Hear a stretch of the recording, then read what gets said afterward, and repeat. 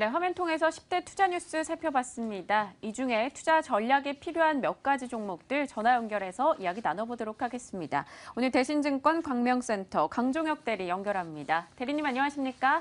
네, 안녕하십니까. 네, 가장 우선해서 이 한미사이언스 이야기 좀 해보고 싶습니다. 이 후실적 내놓고도 급락했었던 종목인데요. 이번에는 MSCI 편입에 대한 기대로 인해서 오늘장 반등세를 주고 있습니다. 전략은 어떻게 나눠볼까요? 네, 한미사이언스가 모건 스탠리 캐피털 인터내셔널 MSCI 지수라고 합니다. 한국 스탠더스 지수에 편입이 됐습니다. 전망에 따르면 어떻게 보면 유가증권 시장에서 한미사이언스가 편입이 될 예정이다. 그렇게 되면 결과적으로는 1,700억 정도 유입이 될 것이다라고 보고 있는데요. 일단 전날보다 7.79%까지 오르기도 했습니다. 그래서 좀 지금은 약간은 밀려 있는 상황이지만 지금까지 이틀 연속 6%대 하락으로 부진했던 거에 비하면 굉장히 좋은 뉴스가 나왔다고 보면 되는데요. 일단 한국투자증권에 따르면 MSCI 지수 8월 정기 변경에서 일단 한미사이언스 그리고 BGF 리테일, 동서, GS 리테일 신규 편입될 가능성이 크다고 전망을 했는데 일단 MSCI 종목 변경을 이용한 전략이 굉장히 유효하다고 보는 이유가 상대적으로 성공률이 굉장히 높습니다. MSCI 지수를 추적하는 자금 규모가 굉장히 크기 때문에 여기에 변경돼서 편입이 되게 될 경우에는 분명히 시장에서 들어오는 자금이 실질적으로 있게 되는 상황인데요. 일단 저 같은 경우에 한미사이언스에 대한 투자 의견을 중립으로 드리고 싶습니다. 일단 그간의 한미약품과 한미사이언스에 대한 시장의 기대감이 좀 굉장히 좋았고 주가가 엄청나게 올랐던 건 사실이지만 의외로 실적이 그 기대에 미치지 못했기 때문에 제약바이오 산업의 어떤 대장주 역할을 했던 한미약품과 한미사이언스의 실적 불확실성이 시장에서 어떤 테마를 한 차례 꺾게 만드는 역할을 했고 수심과 수급이 지금은 안 좋은 상황입니다. 그래서 지금으로서는 주가가 10만 원대까지 내려오기를 기다리거나 아니면 실적이 3분기 때 더 많이 나와줘서 기대해야 될 어떤 것들을 좀 만들어주는 성장 스토리를 써나가거나 둘 중에 하나 되지 않고서는 조금 투자 매력도가 좀 떨어져 있다고 보는데요. 좀 중립으로 관망하면서 좀 대응하시면 될 것 같습니다. 이슈의 자체에 대해서는 긍정적이나 여건이 좀 불확실성이 확대되고 있다는 점 지적을 해주셨습니다. 자, 다음 종목으로는 삼성 LNS 꼽아보겠습니다. 이 실적이 예상치에 부합하지 못하면서 어제도 급락, 오늘까지도 밀려나고 있는 종목인데요. 사실 흐름 좋았다가 6월부터 고꾸라졌습니다. 이대로 회복하지 못할 것인지 어떻게 판단하십니까? 일단 삼성 LNS 같은 경우는 장 초반 약세를 보이고 있는데요. 일단 전거래일 대비 8% 내린 6만 800원까지 또 하락했던 모습을 보이고 있습니다.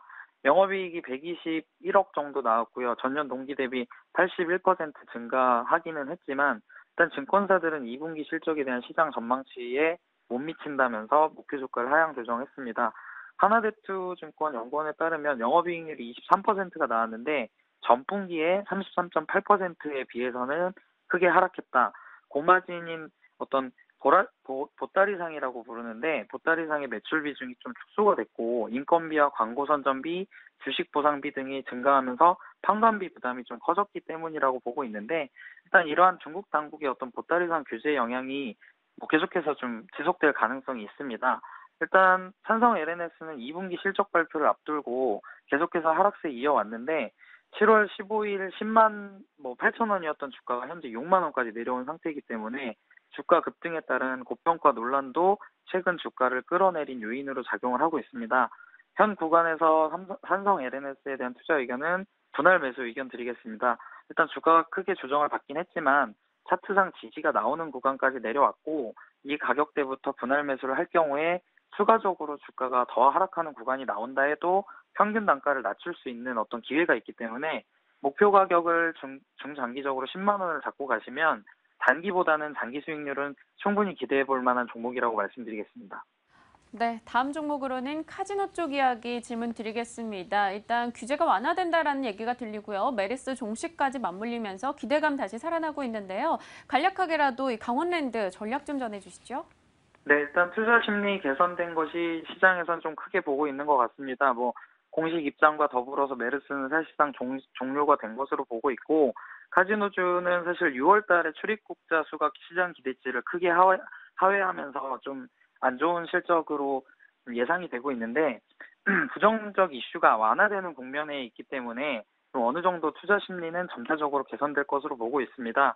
일단 내년에 제2 영동고속도로 개통으로 서울에서 원주까지 23분이 단축이 됩니다. 그리고 앞으로 평창올림픽이 개최가 될 예정이기 때문에 외국인 관광객들이 좀 증가하는 플러스 요인까지 고려를 한다면 일단 현 구간에서 어제의 하락은 수익 실현 차원에서 좀 단기적인 매도라고 보고 수급이 들쭉날쭉하거나 매도로 일관되는 뭐 어떤 기관이나 외국인의 모습이 보이지 않는다면 4만 원대에 매수해서 5만 원대에 매도할 수 있는 전략이 가능한 종목이라고 보고 투자 의견은 매수 드리도록 하겠습니다.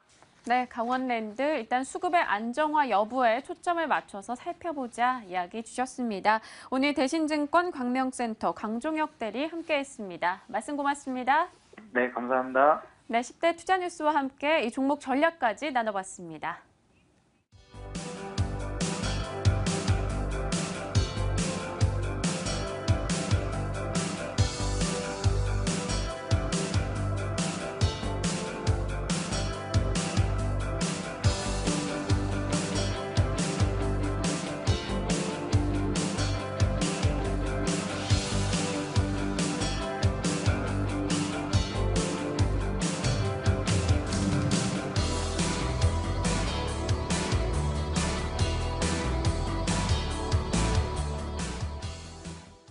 정부가 드디어 이달 14일을 임시 공휴일로 정했습니다. 이로써 사흘간의 휴일을 갖게 됐는데요. 이 기간 동안에 미술관과 국립자연휴양림도 모두 무료로 개방한다고 하니까요. 짧은 여름 휴가 계획 세워보시는 건 어떨까 싶습니다. 저희는 내일 오전 11시에 또 여러분들의 궁금한 소식들 가지고 찾아뵙겠습니다. 이슈의 현장이었습니다. 시청해주신 여러분 고맙습니다.